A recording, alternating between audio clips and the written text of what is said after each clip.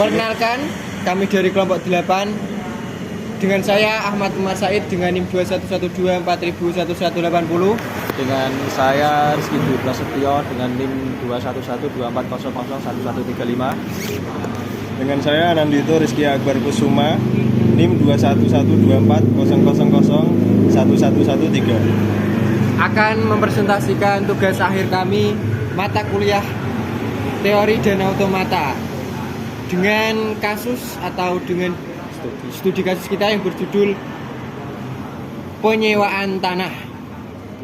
Langsung saja saya akan menjelaskan studi kasusnya terlebih dahulu.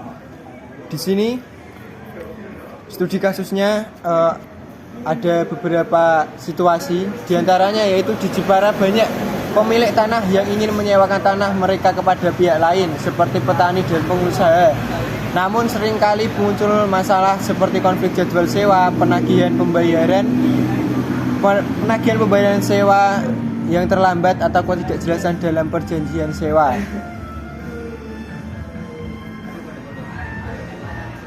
Selanjutnya dari situasi tersebut terdapat permasalahan.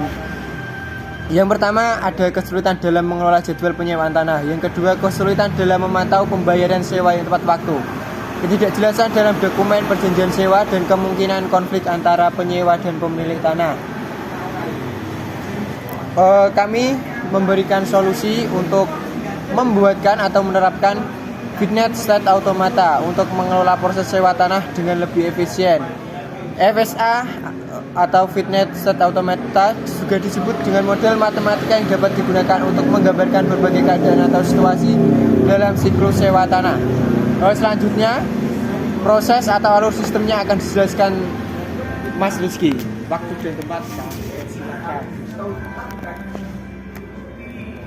Di sini saya akan menjelaskan diagram state sewa tanah dan bangunan. Yang pertama yaitu kita harus menginputkan data yang akan diinput yaitu nama, NIK, alamat, dan nomor handphone. Setelah kita menginputkan data tersebut, selanjutnya kita akan memilih tanah yang akan disewa. Kemudian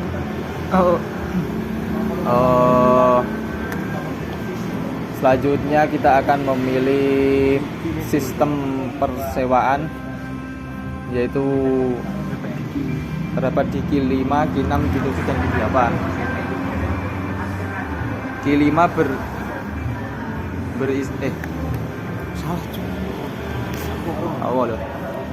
ya. Yang pertama kita akan menginputkan data yaitu dengan nama, NIK, alamat, dan nomor HP. Kemudian kita akan menginputkan penyewaan yaitu tanah bangunan dan bangunan saja yang terdapat pada Q2, Q3, dan Q4. Setelah kita memilih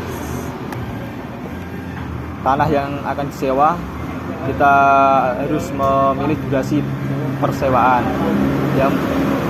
Yang pertama yaitu bisa sewa sehari, per hari, per minggu, per bulan, dan per tahun. Penyewaan per hari terdapat pada Q5, persewaan per bulan terdapat pada Q6, persewaan per tahun pada Q7, persewaan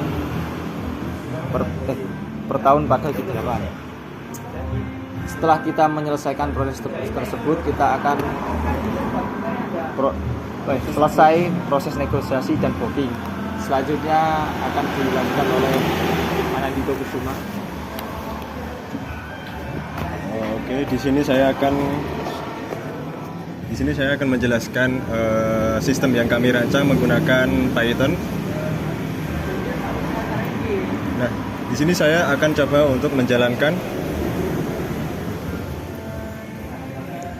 untuk yang pertama di sini pengguna akan ditujukan kepada input data. Yang pertama ada nama. Di sini saya akan coba menginputkan nama. Nah, setelah menginput data nama, maka akan ditujukan kepada selanjutnya yaitu menginput alamat. Setelah itu nomor HP. setelah nomor HP ada NIK. Nah, setelah input data selesai, maka pengguna akan ditujukan kepada untuk memilih jenis sewa. Di sini ada 3 opsi, yaitu yang pertama ada tanah dan bangunan, dan yang terakhir ada bangunan. Di sini saya coba akan inputkan untuk tanah dan bangunan, yaitu pilih opsi kedua. Setelah memilih jenis sewa, maka akan ditujukan kepada pilih durasi sewa. Di durasi sewa ini ada 4 opsi. Yang pertama ada per hari, per minggu, per bulan, dan per tahun. Di sini saya coba inputkan yang per minggu. Nah, setelah memasukkan data, memilih jenis sewa, dan memilih durasi sewa, maka data otomatis akan tersimpan ke sistem. Dan selanjutnya yaitu untuk melanjutkan ke proses negosiasi yang akan dilakukan secara manual. Oke, mungkin sekian presentasi dari kelompok 8. Apabila ada kekurangan dan kesalahan, kami mohon maaf yang sebesar-besarnya. Wabillahi taufik wal hidayah, waridho wal inayah. Wassalamualaikum warahmatullahi wabarakatuh. I love Unisno. I love Unismi. Iki 1 menit.